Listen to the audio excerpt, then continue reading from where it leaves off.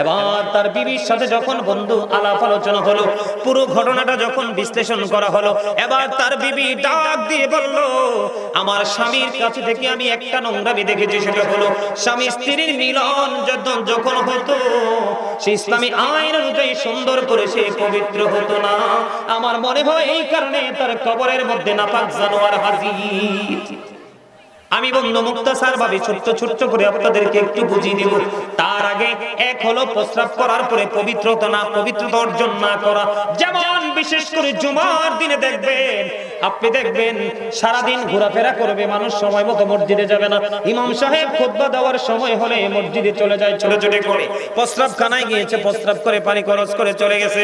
কিন্তু বোকা জানে না পুরুষের প্রস্রাব সহজে বন্ধ ক্লিয়ার হয় না, একটু হাঁটাহাঁটি করতে হয়, ঠিক কিনা বলেন? আপনি কিন্তু নামাজে জামাতে যদি আখিরি বৈঠকে বসেন তাও জামাতের সওয়াব পাবেন, কিন্তু অপবিত্র হয়ে নামাজ পড়লে আপনার কোনো ফায়দা। তাহলে কোনটা আগে দরকার? পবিত্রতা। বন্ধু আমি আপনাদেরকে বলে দেই, হযরতে আব্বাস রাদিয়াল্লাহু তাআলা আনহুর জামানায় এক ব্যক্তি ইন্তেকাল করলো, করার পরে বন্ধু ওনাকে কবরে দাফন করা হলো। দাফন করার জন্য যখন নিয়ে গেল তার আপন স্বজনেরা, এবার কবরের দিকে চাইয়া দেখে ছোট্ট বিড়ালের আকৃতিতে, কিতাব যেটা প্রমাণ করেছে বিড়ালের আকৃতিতে এক জানোয়ার তার কবরের মধ্যে প্রবেশ করেছে। জোরে বলেন না নাউজুবিল্লাহ। আর জোরে কি? বিড়ালের আকৃতির একটা জানোয়ার তার কবরের মধ্যে প্রবেশ করেছে। হাজার চেষ্টা করার পরে বন্ধু জানোয়ারটাকে সরাইতে পারে না। এবার তারা তাৎক্ষণিকভাবে চিন্তা করলে এই কবরে তাকে দাফন করবো না, নিশ্চয়ই কোনো সমস্যা আছে। আরো একটা কবর বন্ধু খনন করা হলো, আর একটা কবর খনন করার পরে তাকে আবার কবরে নিয়ে যাওয়া হলো দাফন করার জন্য। আবার চাইয়া দেখে ওই যে বিড়ালের আকৃতিতে জানোয়ার, ওই কবরের মধ্যে দেখে আবার ও বিড়ালের আকৃতিতে জানোয়ার এসে প্রেজেন্ট। দুইটা কবর এখান থেকে বন্ধু সরাইতে পারে না। তৃতীয়বার আবার একটা কবর খনন করলো, আবার যখন তার ওই লাশটাকে নিয়ে কবরে চলে গেল, এবার আবার চাইয়া দেখে তার কবরের মধ্যে বন্ধু আরেকটা জানোয়ার বিড়ালের আকৃতিতে। এবার তারা বলতেছে না, কোনো রহস্য আছে, এখানে দাফন করব না। আব্বাস রাদিয়াল্লাহু তাআলা আনহুকে খবর দেওয়া হলো, উনি জলদি করে বন্ধু কবরের পাশে চলে আসলো। আসার পরে পুরো ব্যাখ্যা বিশ্লেষণ তিনি জানতে পারলেন। জানার পরে তিনি বললেন, তাকে জানোয়ার সহ কবরের মধ্যে দাফন করো। তাকে দাফন কাফন সম্পূর্ণ করে বন্ধু চলে গেলেন। কোথায় চলে গেলেন? ওই বন্ধু তার বাড়িতে। বাড়িতে যাওয়ার পরে খবর নিলেন তার জীবনে কি এমন কর্ম করেছে, একটু খবর নেওয়া দরকার। এবার তার বিবির সাথে যখন বন্ধু আলাপ আলোচনা হলো, পুরো ঘটনাটা যখন বিশ্লেষণ করা হলো, এবার তার বিবি ডাক দিয়ে বলল, আমার স্বামীর কাছে থেকে আমি একটা নোংরামি দেখেছি, সেটা হলো স্বামী স্ত্রীর মিলন যখন হতো সে ইসলামী আইন অনুযায়ী সুন্দর করে সে পবিত্র হতো না। আমার মনে হয় এই কারণে তার কবরের মধ্যে নাপাক জানোয়ার হাজির। আর জোরে বলেন আল্লাহু আকবার। বন্ধুরে আমার, আমি আপনাদেরকে আমাদের আগের একজন নবী ছিলেন, ওনার নাম জানেননি? ঈসা রূহুল্লাহ। আপনার আমার প্রাণের নবী, আপনার আমার প্রাণের নবী পৃথিবীতে কদম বাড়িয়ে দেওয়ার আগে পৃথিবীতে ছিলেন যে নবী ঈসা রূহুল্লাহ, তিনি বাবা ছাড়া বন্ধু পৃথিবীতে এসেছেন। ওনার অনেক বড় মুজিজা আছে, জানেননি? উনি চাইতে দেরি স্বর্গীয় খাবার পৃথিবীতে আসতে দেরি হলো না। ওনার কথার বাইরে গেছে 400 মানুষ বন্ধু একসাথে শুয়োর হয়ে গেছে। 3 দিন পর্যন্ত শুয়োর থেকে তারা শুয়োর অবস্থায় ইন্তেকাল করেছে।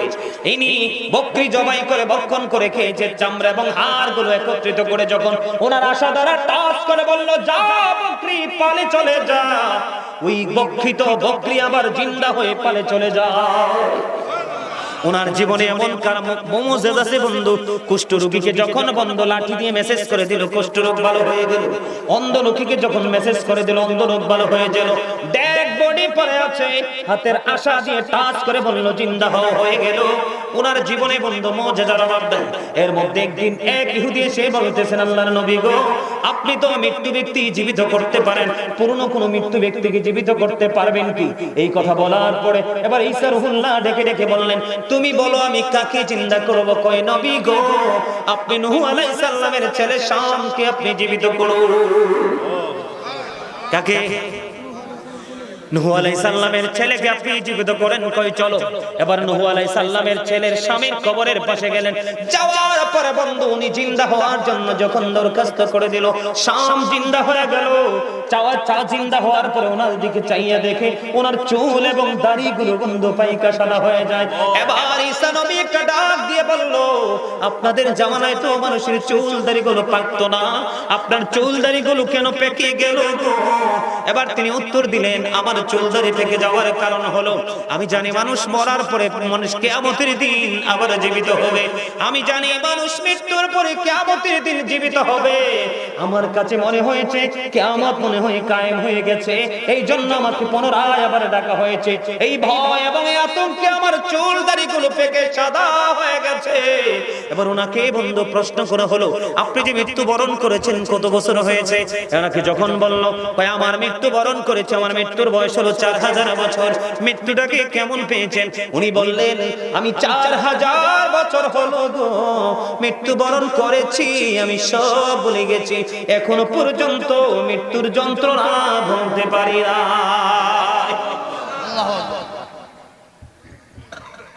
কি মনে করেছেন এত সহজ? ঘর বাড়ি দালান কোঠা টাকা পয়সা কিচ্ছু সঙ্গে যাবে? এই যে আজকে এত বড় একটা মাহফিল, কত সুন্দর একটা বাগান, আপনারা মাহফিল ছেড়ে ঘরে বসে আছেন। আপনারা কি জানেন জীবনের সময়ের হিসাব যে আল্লাহ চাইবে? জীবনের সময়গুলো কোন কোন কাজে ব্যয় করেছেন সেই জবাব আল্লাহর দরবারে দিতে হবে। জানেন সেটা? কি জবাব দিবেন? বাবা যারা হয়েছেন, আমার দিকে তাকান, বাবা যারা হয়েছেন কি জবাব দিবেন আল্লাহর কাছে? আল্লাহ বলেছেন আদিবু আওলাদাকুম আলা সালাতি খিসালিন হুব্বি নবিকুম ওয়া হুব্বি আহলি বাইতিহি ওয়া আলা কিরাতিল কুরআন। আজকে সন্তানগুলো, বাচ্চাগুলো মাহফিল থেকে, পবিত্র কাজ থেকে দূরে থাকার কারণ হলো আল্লাহ রাসূল বলেছেন তোমরা তোমাদের সন্তানদেরকে তিনটি বিষয় শিক্ষা দাও। হুব্বি নবিকুম, নবীর প্রেম শিখাও, ওয়া হুব্বি আহলি বাইতিহি, নবীর পরিবারের ভালোবাসা শিখাও, ওয়া আলা কিরাতিল কুরআন, কোরআন তেলাওয়াত শিখাও। শিখাইছেন সন্তানদেরকে? সেই শিক্ষা দিয়েছে? শিক্ষা দেওয়া তো দূরের কথা, আপনাদের এলাকার ছেলেগুলোর মাথার দিকে তাকাই দেখেন, সবগুলোর মাথা ডিজিটাল। কি ভুল কইছি মেম্বার সাহেব? হ্যাঁ,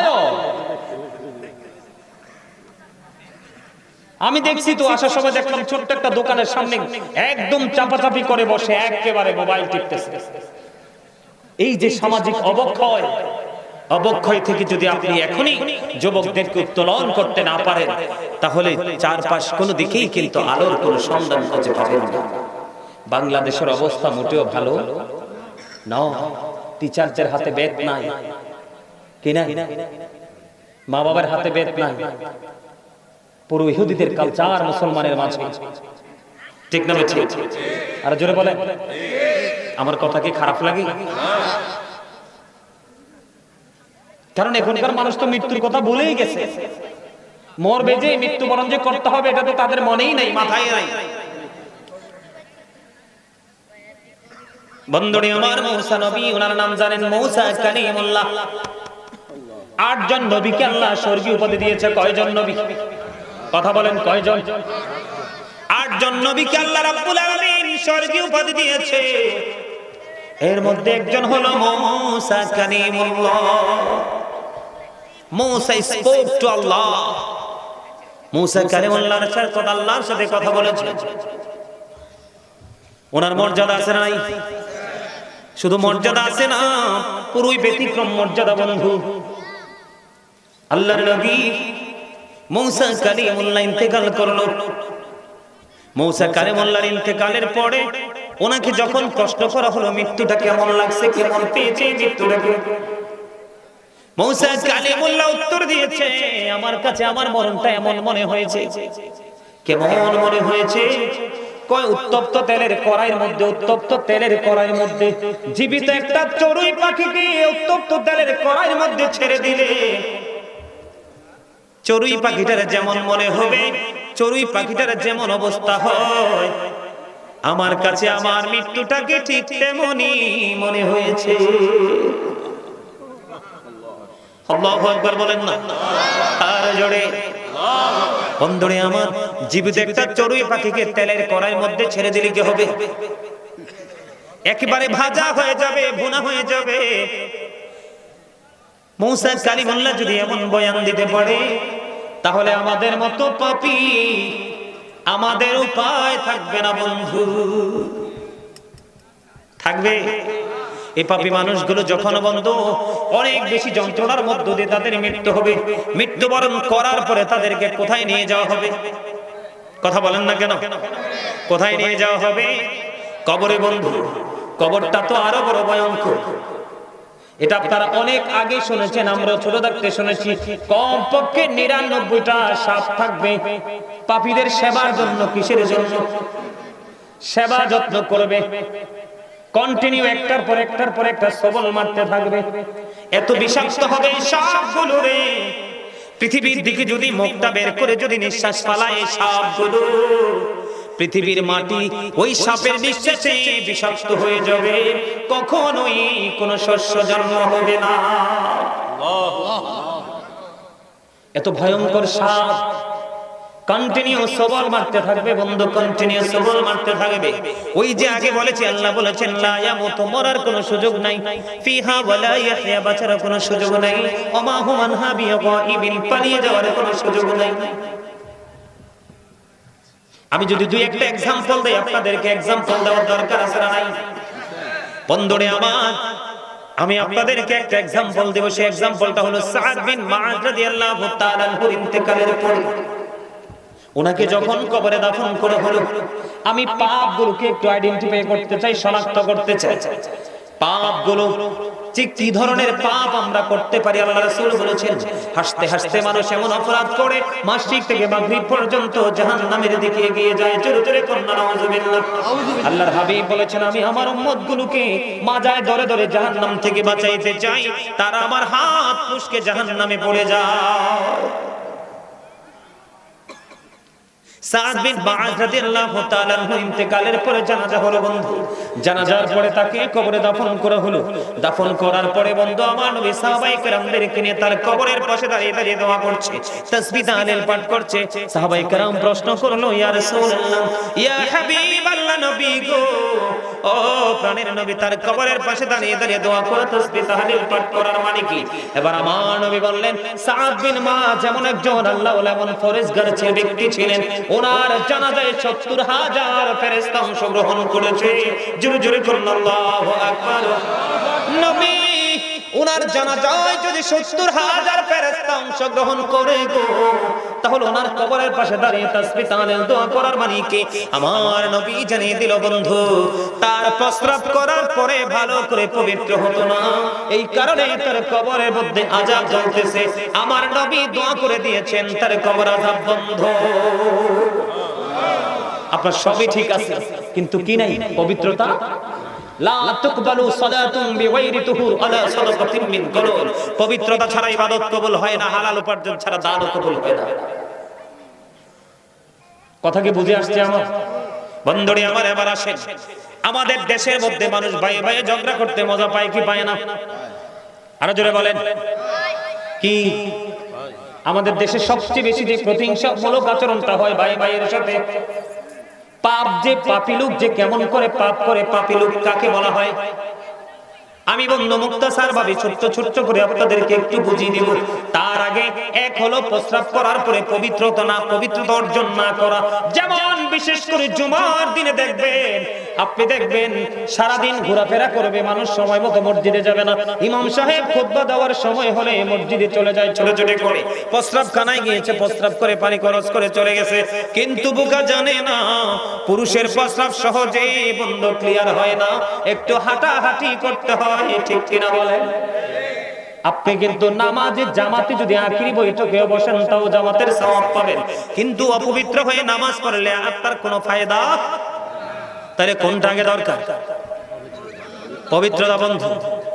আমি আপনাদেরকে বলে দেই, হযরতে আব্বাস রাদিয়াল্লাহু তাআলা আনহুর জামানায় এক ব্যক্তি ইন্তেকাল করলো, করার পরে বন্ধু ওনাকে কবরে দাফন করা হলো। দাফন করার জন্য যখন নিয়ে গেল তার আপন স্বজনেরা, এবার কবরের দিকে চাইয়া দেখে ছোট্ট বিড়ালের আকৃতিতে, কিতাব যেটা প্রমাণ করেছে বিড়ালের আকৃতিতে এক জানোয়ার তার কবরের মধ্যে প্রবেশ করেছে। জোরে বলেন না নাউযুবিল্লাহ। আর জোরে। কি বিড়ালের আকৃতির একটা জানোয়ার তার কবরের মধ্যে প্রবেশ করেছে। হাজার চেষ্টা করার পরেও বন্ধু জানোয়ারটাকে সরাইতে পারে না। এবার তারা তাৎক্ষণিকভাবে চিন্তা করলে এই কবরে তাকে দাফন করবো না, নিশ্চয়ই কোনো সমস্যা আছে। আরো একটা কবর বন্ধু খনন করা হলো, আর একটা কবর খনন করার পরে তাকে আবার কবরে নিয়ে যাওয়া হলো দাফন করার জন্য। আবার চাইয়া দেখে ওই যে বিড়ালের আকৃতিতে জানোয়ার, ওই কবরের মধ্যে দেখে আবার ও বিড়ালের আকৃতিতে জানোয়ার এসে প্রেজেন্ট। দুইটা কবর এখান থেকে বন্ধু সরাইতে পারে না। তৃতীয়বার আবার একটা কবর খনন করলো। আবার যখন তার ওই লাশটাকে নিয়ে কবরে চলে গেল, এবার আবার চাইয়া দেখে তার কবরের মধ্যে বন্ধু আরেকটা জানোয়ার বিড়ালের আকৃতিতে। এবার তারা বলতেছে না, কোনো রহস্য আছে, এখানে দাফন করব না। আব্বাস রাদিয়াল্লাহু তাআলা আনহুকে খবর দেওয়া হলো। উনি জলদি করে বন্ধু কবরের পাশে চলে আসলো। আসার পরে পুরো ব্যাখ্যা বিশ্লেষণ তিনি জানতে পারলেন। জানার পরে তিনি বললেন, তাকে জানোয়ার সহ কবরের মধ্যে দাফন করো। তাকে দাফন কাফন সম্পূর্ণ করে বন্ধু চলে গেলেন কোথায়? চলে গেলেন ওই বন্ধু তার বাড়িতে। বাড়িতে যাওয়ার পরে খবর নিলেন তার জীবনে কি এমন কর্ম করেছে, একটু খবর নেওয়া দরকার। এবার তার বিবির সাথে যখন বন্ধু আলাপ আলোচনা হলো, পুরো ঘটনাটা যখন বিশ্লেষণ করা হলো, এবার তার বিবি ডাক দিয়ে বলল, আমার স্বামীর কাছে থেকে আমি একটা নোংরামি দেখেছি, সেটা হলো স্বামী স্ত্রীর মিলন যখন হতো সে ইসলামী আইন অনুযায়ী সুন্দর করে সে পবিত্র হতো না। আমার মনে হয় এই কারণে তার কবরের মধ্যে নাপাক জানোয়ার হাজির। নাউজুবিল্লাহ বলেন না কেন? আরো জোরে। বন্ধুরে আমার, আমি আপনাদেরকে বলে দেই, এই পৃথিবীর পবিত্র ভূমি সর্বপ্রথম নোংরা করেছে বন্ধু কাবিল। এটা আলেমরা জানে। হাবিলকে হত্যা করেছে কাবিল নারীর লোভের কারণে। কিসের কারণে? আদম ও সাফিউল্লাহ মা হাওয়ার সাথে বিয়ে হয়েছে, তারা স্বামী স্ত্রী। মা হাওয়া 20 বার সন্তান প্রসব করেছে, প্রত্যেকবারই ডাবল সন্তান প্রসব করেছে। একটা ছেলে একটা মেয়ে প্রত্যেকবারই করেছে বন্ধু। বন্ধুরে আমার, হাবিল কাবিল তাদের বিয়ে নিয়ে পছন্দ নিয়ে বন্ধু ঝগড়া হলো। ঝগড়া করতে করতে এক পর্যায়ে বন্ধু কাবিল হাবিলকে হত্যা করে ফেললো। অনেক লম্বা ঘটনা বন্ধু। এবার যখন কাবিলকে হত্যা করলো, হযরতে আব্দুল্লাহ রাদিয়াল্লাহু তাআলা আনহু বললেন, আমি জলযানে ভ্রমণ করতেছিলাম। ভ্রমণ করতে করতে করতে করতে হঠাৎ করে দেখলাম প্রাকৃতিক পরিবেশটা আমার প্রতিকূলে চলে গেল। আমার এটা অনুকূলে নাই। আমি আস্তে করে তাড়াতাড়ি করে কোলে ভিড়লাম। কোলে বিরার পরে আমি সামনের দিকে অগ্রসর হলাম। অগ্রসর যখন হলাম, আমি অগ্রসর হওয়ার পরে হঠাৎ করে সাদা ঘোড়ায় চড়ে টপক করে আমার কাছে কিছু লোক আসলো। তারা ইশারা করে বললেন, ওই বাড়ির মধ্যে যাও। চতুর্দিকে প্রাচীর ঘেরা এক বাড়ি। কই আমি বাড়ির মধ্যে প্রবেশ করলাম। বাড়ির মধ্যে প্রবেশ করে দেখতে পাইলাম বাড়ির মধ্যে বিশাল বড় একটা পানির হাউস। এই হাউজের উপরে দেখতে পাইলাম একটা ব্যক্তি পা দুইটা উপরের মাথার উপর দিকে ঝুলানো, মাথাটা ঠিক পানির হাউসটার খুব কাছাকাছি। ইনি বলতেছেন সে পানিটা টাচ করতে পারে, কি করতে পারে, তিনি পানিটা ধরতে পারে। কিন্তু উনি শুধু পানি পানি করে বন্ধু চিৎকার চেঁচামেচি করতেছে। পানির পিপাসায় বন্ধু কলিজা ফেটে যাচ্ছে, কিন্তু পানির হাউজের উপর তিনি পানি পান করতে পারে না। হযরতে আব্দুল্লাহ রাদিয়াল্লাহু তাআলা আনহু বললেন, আমি একটা পেয়ালা দিয়ে পানি যখন তার দিকে নিয়ে যাচ্ছিলাম, আমার হাতের এই কবজি পর্যন্ত কি হয়ে গেল, অবশ হয়ে গেল। আমি হাজার চেষ্টা করে তাকে পানি পান করাতে পারলাম না। এবার তাকে প্রশ্ন করলাম, তুমি কে? এবার তিনি উত্তর দিলেন, আমি হলাম আদম আলাইহিস সালামের ছেলে কাবিল। কই তোমার এই অবস্থা কেন? কই আমার এই অবস্থার কারণ হলো আমি নারীর লোভে পড়ে আল্লাহর হুকুমকে অমান্য করে পৃথিবীর পবিত্র ভূমিকে সর্বপ্রথম আমার ভাইয়ের রক্তে আমি লাল করেছি, তাকে হত্যা করেছি। জোরে জোরে বলুন নাউজুবিল্লাহ। কই আমি পানি পানি করছি, পানির পিপাসায় আমার কলিজা ফেটে যাওয়ার উপক্রম হলো, অথচ আমি পানির হাউজের উপর ঝুলন্ত আছি, কিন্তু পানি পান করতে পারছি না। জোরে জোরে বলেন নাউজুবিল্লাহ। এরকম পাপ আমাদের মাঝে আছে না নাই? আরো জোরে বলেন না কেন? বন্ধুরে আমার, আল্লাহর হাবিব স্বপ্নযোগে আল্লাহর হাবিব স্বপ্নের ব্যাখ্যা দিতে গিয়ে সাহাবায়ে কেরামদেরকে বললেন, আমাদের মধ্যে সুদ আছে না নাই? কথা বলে না। আরে ভাই বলেন না, সুদ খায় কি খায় না? হাদিস শরীফের মধ্যে এসেছে যে ব্যক্তি সুদ খাইলো সেই যেন তার মায়ের সাথে জিনা করলো।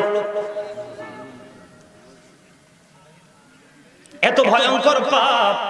মায়ের সাথে জিনা করা তো থাক দূরে, পাগল যদি হয় সন্তান, মায়ের দিকে যদি কোনো পাগল যদি কোন নজর দেয়, ওই পাগল সন্তান ওই অসভ্যর চোখ দুইটা তুলে ফেলবে। ঠিক কিনা বলে? কিন্তু আল্লাহর হাবিব জানিয়ে দিয়েছেন সুদ যারা খায় তারা যেন তার মায়ের সাথে জিনা করলো।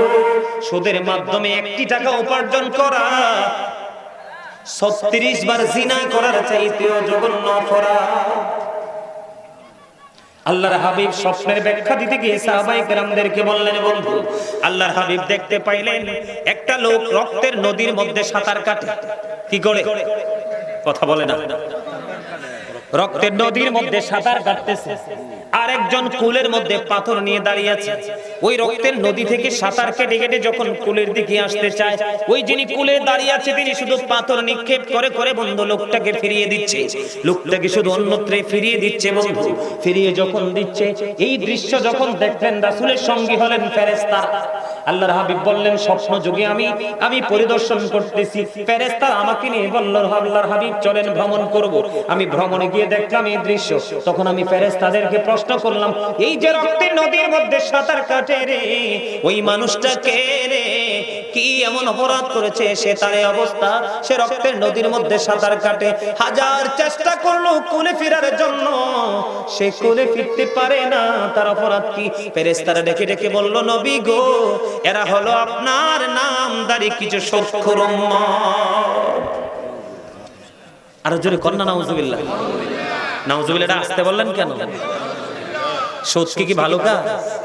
সুদ যিনি খায়, সুদ যিনি দেয়, যিনি সুদের সাক্ষী হয়, যিনি সুদের স্টাম্প লেখে, যিনি সুদের টাকা কালেকশনে নিয়োজিত থাকে, আল্লাহ রাসূল বলেছেন উভয় সমান অপরাধী। কাউকে 1 ইঞ্চি পরিমাণ ছাড় দেওয়া হবে। আপনারা সবাই জানেন, আপনারা আমার প্রাণের নবী মেরাজে চলে গেল। মেরাজে যাওয়ার পরে আমার নবী জাহান্নামের দিকে নজর দিলেন।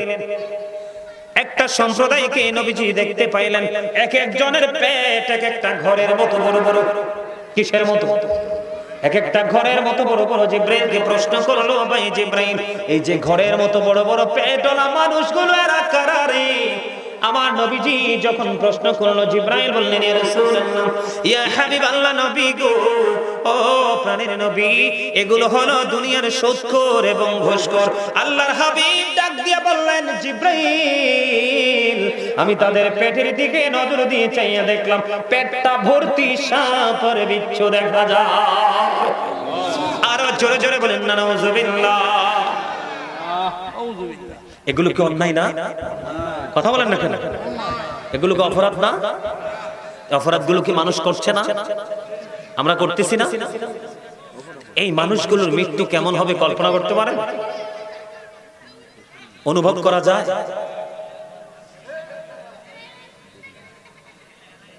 অন্যায় অপরাধের আমাদের মাঝে কোনো শেষ আছে? নারী পুরুষ এমন পাগল হবে, আল্লাহর প্রিয় যারা আল্লাহকে ভয় করেছে, তওবা করেছে, নির্জনে আল্লাহর গোলামি করেছে, ওই বান্দাগুলোর জন্য আল্লাহর আরশের ছায়া থাকবে, আর বাকিগুলো পাগল হয়ে যাবে। নারী পুরুষ উভয় উলঙ্গ থাকবে। কি থাকবে? নারী পুরুষ উভয় ল্যাংটা থাকবে, উলঙ্গ থাকবে। মা আয়েশা সিদ্দিকা রাদিয়াল্লাহু তাআলা আনহা প্রশ্ন করল, ইয়া রাসূলুল্লাহ, ইয়া হাবিবাল্লাহ, নবী গো, নারী পুরুষ উভয় ল্যাংটা থাকবে, উলঙ্গ থাকবে গো, একজন কি আরে একজনের দিকে নজর দিবে না? আমার নবী বললেন, আয়েশা রে, এত ভয়ঙ্কর হবে রে কাল হাসরের ময়দান, কেউ কারো দিকে নজর দেওয়ার মতো কোনো সুযোগ থাকবে না, এতটাই ভয়ঙ্কর হবে। আপনারা জানেন না বন্ধু, আমরা অনেকেই জানি না বন্ধু, ফুলছেরাতের পোলটা 30,000 বছরের রাস্তা। কত হাজার? 30,000 বছরের রাস্তা। এটা চুলের চাইতে চিকন হবে, হীরার চাইতে দার হবে। এই পৃথিবীর বুকে এত বেশি অন্যায় করতেছে মানুষ, এত বেশি অপরাধ করতেছে বন্ধু, তারা ফুলছেরাতের পুল কোনোভাবে পার হতে পারবে না। ও বন্ধু, ফুলছেরাতের পুলের উপর উঠতে দেরি রে, আল্লাহর কুদরতি হাত দিয়ে ধাক্কা দিয়ে তাদেরকে জাহান্নামে ফেলে দিবে। আপনারা জানেন না, কোথাও থাকবে বন্ধু জাহান্নামীদের নিংড়ানো লিকুইড জিনিস, কোথাও থাকবে ঘাম, কোথাও থাকবে বন্ধু হাহাকার, কোথাও থাকবে চিৎকার চেঁচামেচি। জাহান্নাম পানি, ভয়ঙ্কর এক পরিবেশ, এক ভয়ঙ্কর এক পরিবেশ পরিস্থিতি বন্ধু। কাউকে বন্ধু কারো কারো নিকটবর্তী থাকবে জাকুম, কারো কারো নিকটবর্তী থাকবে তিনাতুল খাবাল, কারো কারো নিকটবর্তী কারো মাথার উপর উত্তপ্ত গরম পানি ঢালা হবে, কারো পেটের মধ্যে আবার বন্ধু গরম পানি বক্ষণ করানো হবে। এতটাই উত্তপ্ত, চতুর্দিকে বন্ধু শুধু হাহাকার, চতুর্দিকে শুধুই বন্ধু হাহাকার, হতাশ হওয়ার মতো সেই পরিস্থিতি। কিন্তু যারা আল্লাহর প্রিয় হবে, আল্লাহর প্রিয় গোলাম হয়ে যারা কবরে যাবে, তাদের জন্য কোনো ভয়ঙ্কর পরিস্থিতি নেই। তাদের প্রত্যেকটা ধাপ, প্রত্যেকটা স্টেপ তাদের হবে নিরাপদ। জোরে জোরে বলুন না সুবহানাল্লাহ। আরেকটু মহব্বতে, আপনারা জানেননি এই যে মানুষগুলো যারা অপরাধী, যারা পাপী, যারা নোংরা কাজ করতে বেশি পছন্দ করে বন্ধু, ওই মানুষগুলোর জন্য এতটাই ভয়ঙ্কর হবে, এতটাই প্রতিকূল হবে অবস্থা। আল্লাহর হাবিব জানিয়ে দিয়েছেন, একেবারে সর্বনিম্ন কম আযাব যারা ভোগ করবে রে, একেবারে ছোট্ট আযাব যারা ভোগ করবে, তাদেরকে আগুনের এক জোড়া জুতা পরিয়ে দেওয়া হবে। ওমা নাউজুবিল্লাহ বলেন না, কি হয়ে যাবে? আগুনের এক জোড়া গোস্ত। ঈদের দিন, কুরবানি ঈদের দিন মুসলমানের ঘরে ঘরে বেশি গোস্ত রান্না হয়, গরিব হোক ধনী হোক সবার ঘরে, ঠিক না ঠিক? গোস্ত যখন উতরায় দেখবেন টকবক টকবক করে উতরাবে, এই যে পায়ের মধ্যে আগুনের জুতা পরিয়ে দেওয়া হবে, আর মাথার প্রবেশটা গোস্তের পাতিলের মতো টকবক টকবক করে উতরাইতে থাকবে। বন্ধু এই যে শুরুতে বলেছি, বাঁচতেও পারবা না, মরতেও পারবা না, এখান থেকে পালিয়ে যেতেও পারবা না। বন্ধুরে আমার দিকে তাকান বন্ধু, একটু মন দিয়ে শোনেন। আমি আগেই বলেছি, ওয়াজ কিন্তু সব মানুষের জন্য নয়, বিবেকবানদের জন্য। ওয়াজ বিবেকহীন মানুষের জন্য নয়, বুদ্ধিহীন মানুষের জন্য নয়, এগুলো হলো বুদ্ধিমান মানুষের জন্য বন্ধু। 1000 বছর জাহান্নামের আগুনকে তাপ দেওয়া হলো, আগুনের রং হয়ে গেল বন্ধু লাল। আরো 1000 বছর তাপ দেওয়া হলো, আগুনের রং হয়ে গেল বন্ধু সাদা। আরো 1000 বছর তাপ দেওয়া হলো, আগুনের রং হয়ে গেল কালো। এক এক করে 3000 বছর উত্তপ্ত করে এই জাহান্নামের আগুনটাকে রেডি করা হয়েছে বন্ধু পাপীদের জন্য। কার জন্য? আর জোরে বলেন না। জাহান্নামের পাহারাদার মালিক, জাহান্নামের পাহারাদার ফেরেশতার নাম হলো মালিক ফেরেশতা। কে? জিবরাইল আলাইহিস সালাম একদিন গেলেন মালিক ফেরেশতাকে গিয়ে বললেন, জাহান্নাম থেকে একটু আগুন আমাকে বের করে দাও। কয় কতটুকু পরিমাণ? কয় এই আঙ্গুলের মাথায় যতটুকু ওঠে ততটুকু সম পরিমাণ। এবার ওই মালিক ফেরেশতা একটা ডাক দিয়ে বললেন, জিবরাইল, ওই জাহান্নাম থেকে আঙ্গুলের মাথায় যতটুকু আগুন বের করা যায়, ওই আগুন যদি বের করা হয় রে, আল্লাহর আলম 7 আসমান 7 জমিন পড়ে ছাই হয়ে যাবে। আল্লাহ রাব্বুল আলামিনের কাছে আজরাইল জিবরাইল আলাইহিস সালাম দরখাস্ত করলো, মনিব আগুনের পরিমাণটা কমিয়ে দাও। আল্লাহ রাব্বুল আলামিন বললেন, সরিষা পরিমাণ আগুনটাকে 70 বার দোয়ার পরে নিভাইতে পারেনি। ওই 70 বার ধুয়ে যখন পাহাড়ের চূড়ায় রাখা হলো, ওই পাহাড়টাকে পুড়িয়ে ছাই করে বন্ধু আবার সেই জাহান্নামে এসে মওজুদ হয়ে যায়। এতটা ভয়ঙ্কর, এতটা হিংস্র হবে আগুন। এই আগুনের মধ্যে মানুষগুলো থাকবে বন্ধু, সমস্ত অঙ্গ পুড়ে ছাই হয়ে যাবে, লিকুইড হয়ে যাবে, আবার তাকে মানুষ বানানো হবে। এমনি করে করে ধারাবাহিকভাবে তার আযাব চলতে থাকবে। ওই যে বলেছি, আল্লাহ বলেছেন, ইন্না বাতশা রাব্বিকা লাশাদীদ, আল্লাহ ধরবে খুব শক্তভাবে, ইন্নাল্লাহা সারিউল হিসাব, আল্লাহ হিসাব নেবে খুব শক্তভাবে বন্ধু। যখন তুমি ধরা পড়ে যাবে, বাঁচতে পারবা না, মরতে পারবা না, পালাইতেও পারবা না। জোরে জোরে বলেন আল্লাহু আকবার। বন্ধুরে আমার, এখানেই শুধু ক্ষান্ত নয়, জাহান্নামীদের যখন পানির পিপাসা লাগবে, কি লাগবে? আমাদের দেশে কিন্তু কাজ করে আসলে যখন আমরা টায়ার্ড ফিল করি, তখন গরম পানি খাইতে চাই না, ফ্রিজের পানি খাই, ঠিক কিনা বলেন? এটাকে ঠান্ডা করার জন্য। কিন্তু পাপী, পাপ করতে করতে আমলনামা পুড়িয়ে ফেলেছো, এরপরে অনুতপ্ত হও না, আল্লাহকে ভয় করো না বন্ধু, তওবা করো না, ক্ষমা চাও না, কেমন করে সহ্য করবা? আল্লাহ রাব্বুল আলামিন সূরা ইউনূসের 44 নম্বর আয়াতে তিনি এটাকে ইনশিওর করে দিয়েছেন। আল্লাহ বলেছেন, ইন্নাল্লাহা লা ইয়াজলিমুন নাসা শাইয়্যান ওয়ালাকিন্নান নাসা আনফুসাহুম ইয়াজলিমুন। আল্লাহ বলেছেন, আল্লাহ বান্দার উপর অত্যাচার করে না, বান্দা নিজেই নিজের উপর অত্যাচার করে। আওয়াজ তুলে বলেন আল্লাহু আকবার। আর কোন কেউরে দোষ দেওয়ার সুযোগ আছে না দাদা ভাই? আল্লাহ কি বলছে? আল্লাহ বান্দার উপর কি করে না? আপনারা মনে মনে ভাবতে পারেন আল্লাহ না রহিম রহমান। শুধু রহিম রহমান মুখস্থ করলে চলবে না, আল্লাহর আরেকটা নাম আছে কাহ্হার। কি? আরো জোরে বলেন না কেন? আল্লাহ কি বলেছে সূরা ইউনূস 44 নম্বর আয়াত, বাড়ির যে তালাশ করবেন অথবা আপনাদের মসজিদে ইমাম সাহেবকে প্রশ্ন করবেন, হুজুরে বললে গেছে এটা। আল্লাহ বলেছেন আল্লাহ বান্দার উপর কোনো জুলুম করে না, অত্যাচার করে না, বান্দা নিজেই নিজের উপর অত্যাচার করে। আল্লাহ বলেছেন যারা অত্যাচারী রে তোমরা কান খুলে শুনে রাখো, আল্লাহু লা ইউহিব্বুজ জালিমিন। আল্লাহ রাব্বুল আলামিন বলেছেন জালেম যখন বিপদে পড়বে, তাদের পুরো পরিবার যখন তাদের প্রতি করে চলে যাবে, আল্লাহ বলেছেন বান্দা মনে রেখো গো আমি তোমাদের জন্য কোনো সাহায্যকারীও রাখবো না।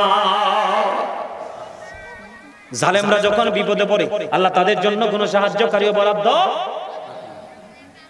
কথা বলেন না কেন? তাদের জন্য কোনো সাহায্যকারী কি নাই? কে বলেছে? তা আল্লাহ যদি আপনার জীবন থেকে সাহায্যকারী সরিয়ে দেয়, সাহায্যকারীর কল্পনা কি করলে লাভ হবে? কথা বলেন না কেন?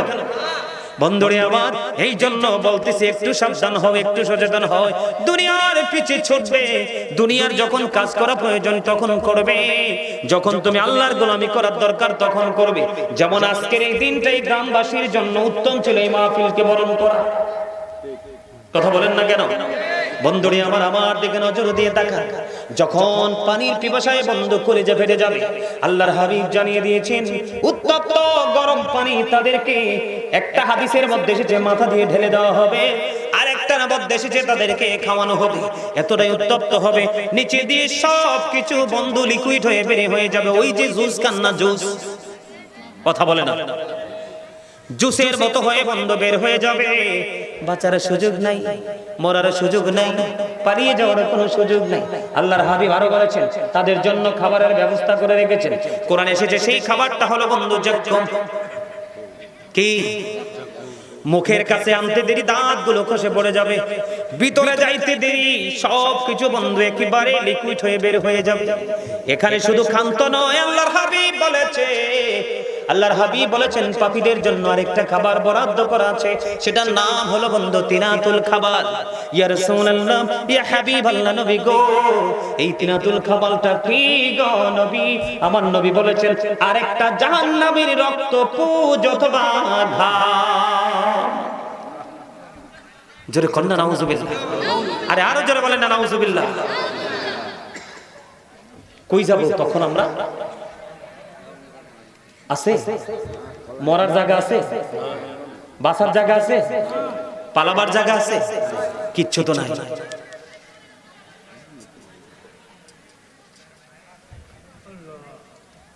আমাদেরকে এগুলো একটু স্মরণ করতে হবে, এগুলো আমাদেরকে একটু মাথায় ব্রেইনে সেট আপ দিতে হবে। কথা কি বুঝতে পারছেন? এর জন্য আমি বলি এইসব হবে যাইতে হবে কবরে, হিসাব নিকাশ দিতে গো হবে হাসরে। আল্লাহুম্মা সাল্লি আলা মুহাম্মাদ ওয়া আলা আলি মুহাম্মাদ ওয়া আলা আলি মুহাম্মাদ। করে বাবা হরি করে বা ঘর করে বাকি যুখনি লিহিয়ার যাবে প্রাণ পাখি। আল্লাহুম্মা সাল্লি আলা মুহাম্মাদ ওয়া আলা আলি সাইয়্যিদিনা মুহাম্মাদ। কবরের খবর যদি মানুষ জানিত, ঘোড়বাড়ি চারিয়ার সবাই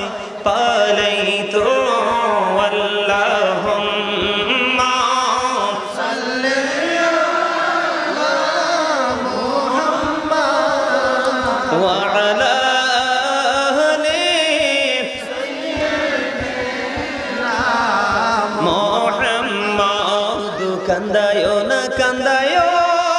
না প্রাণের নবীকে নবীকে কান্দাইলে রে কাঁদেবা হাসরে আল্লাহুম্মা সাল্লি আলা মুহাম্মাদ ওয়া আলা আলি সাইয়্যিদিনা মুহাম্মাদ ওয়া আলা আলি সাইয়্যিদিনা মুহাম্মাদ। জোরে জোরে করুন আলহামদুলিল্লাহ। কথাগুলো ঠিক না? কবরের খবর কেউ জানে না? জানে না? ভালো কাজ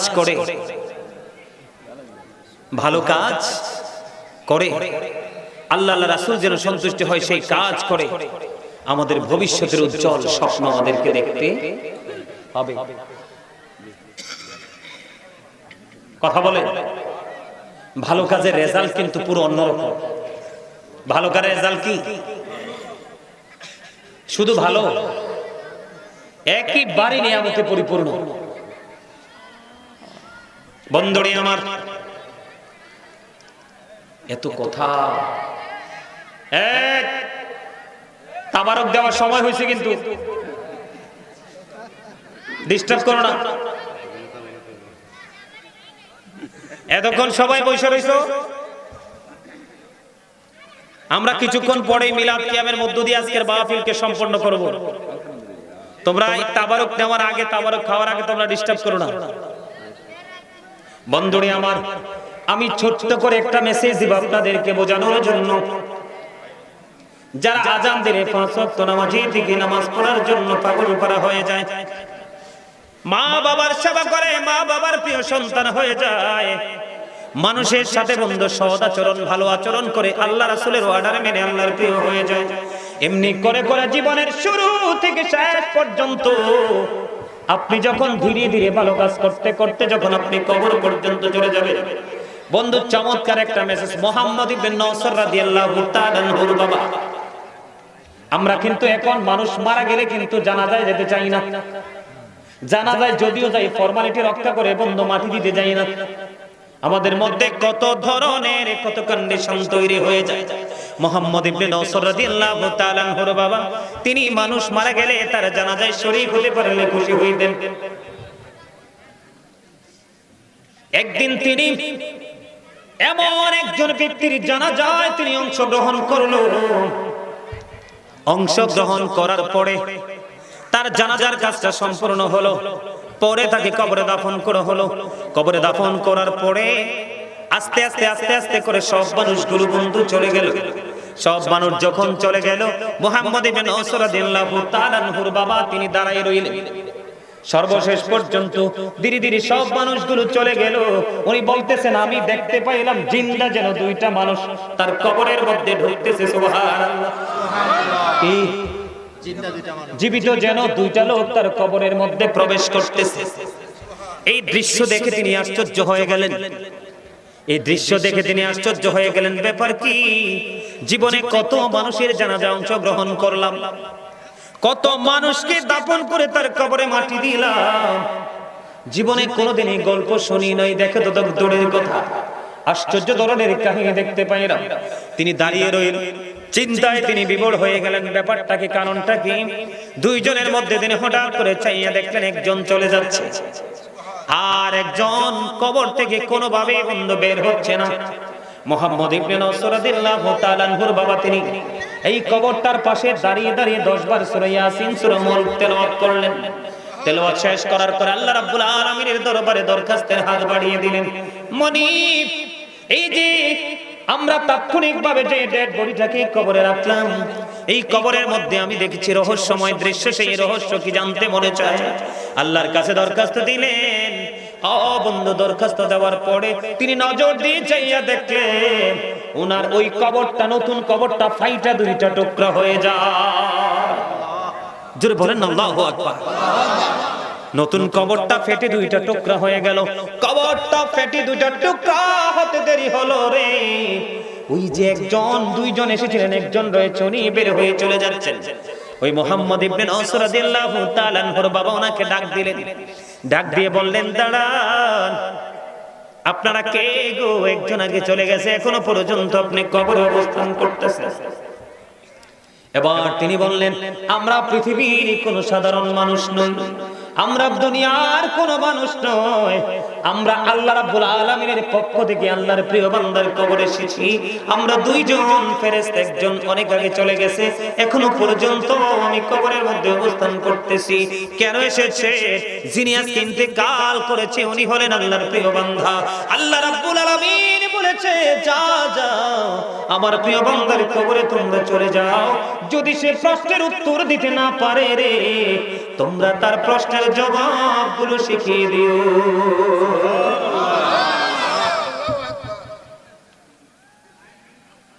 আপনারা তো জানেন না, আল্লাহর কাজ যারা করবে, যারা অল টাইম আল্লাহর জিকিরে ব্যস্ত থাকবে, সব জিকির আল্লাহর স্মরণে, আল্লাহর সন্তুষ্টির জন্য যা করা হয় সব জিকির, যেই ব্যক্তিটা আল্লাহর জিকির করতে করতে করতে করতে দিন অতিবাহিত করবে, ওই ব্যক্তিটার প্রাণ পাখি নেওয়ার জন্য মৃত্যুদূত কত দিক দিয়ে চেষ্টা করবে, হাত দিয়ে, চোখ দিয়ে, মুখ দিয়ে, যেদিকে যাবে সেদিকে জিকির, যেদিকে যাবে সেদিকে জিকির, কোন দিক দিয়ে তার প্রাণ পাখিটা বের করতে পারবে না। বন্ধু, আল্লাহ রাব্বুল আলামিনের দরবারে দরখাস্ত করে দিবে, মনিব তোমার বান্দার অঙ্গ প্রত্যঙ্গ চতুর্দিকে শুধু জিকির শোনা যায়, কোন দিক দিয়ে তার প্রাণ পাখি তো বের করতে পারছি না।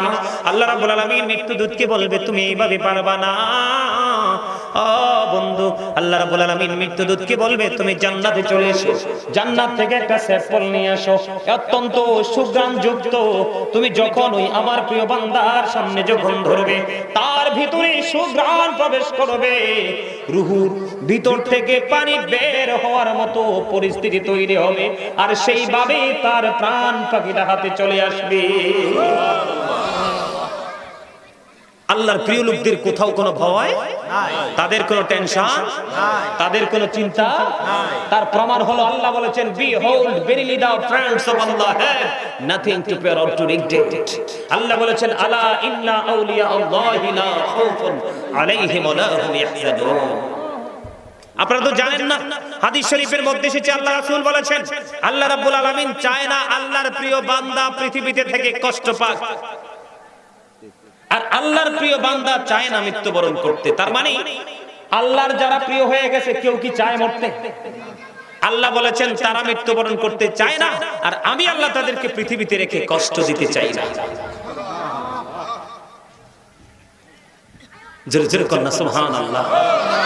সম্মানিত উপস্থিতি, এখনো সময় আছে, এখনো সময় আছে আমাদের ক্ষমা চাওয়ার, তওবা করার, আল্লাহ রাব্বুল আলামিনের দিদার পর্যন্ত পৌঁছে যাওয়ার। সময় কিন্তু শেষ, সময় কিন্তু শেষ হয়নি।